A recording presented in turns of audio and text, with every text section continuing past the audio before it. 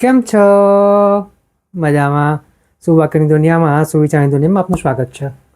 મારા દોસ્તો, મારા મિત્રો, એવું કહેવાય છે કે સારી આદતો પાડવા માટે કોઈ મુહૂર્તની જરૂર નથી હોતી. સારી આદતો ગમે ત્યારે પાડી શકાય છે. આવી જ કોઈ વાતને સુવિચાર તરીકે હાબિલ ટીમે ખૂબ સરસ રીતે લખ્યું છે. આજનો જે સુવિચાર છે તેનો વિષય છે આદતો, હેબિટ્સ. હાબિલ ટીમે એટલે કે હેબિટ બિલ્ડિંગ ટીમે ખૂબ સરસ રીતે લખ્યું છે કે સારી આદતો, મજબૂત આદતો બનાવવા માટે સાધારણ દિવસની જ જરૂર છે, કોઈ અસાધારણ દિવસની નહીં.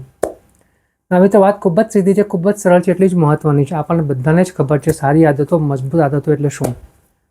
ઉદાહરણ તરીકે, સારું ખાવાનું ખાવું, પૌષ્ટિક ખાવાનું ખાવું, પૂરતી ઊંઘ લેવી, શરીરનું ધ્યાન રાખવું, કસરત કરવી, યોગા કરવા, પ્રાણાયામ કરવા, સારી બાબતોનો સાથ આપવો, ખોટી બાબતોથી દૂર રહેવું, આ બધી જ સારી આદતોની એક ઝલક છે.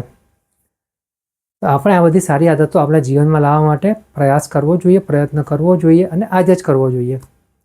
કારણ કે સારી આદતો પાડવા માટે કોઈ અસાધારણ દિવસની એટલે કે કોઈ મુહૂર્ત જોવાની જરૂર નથી.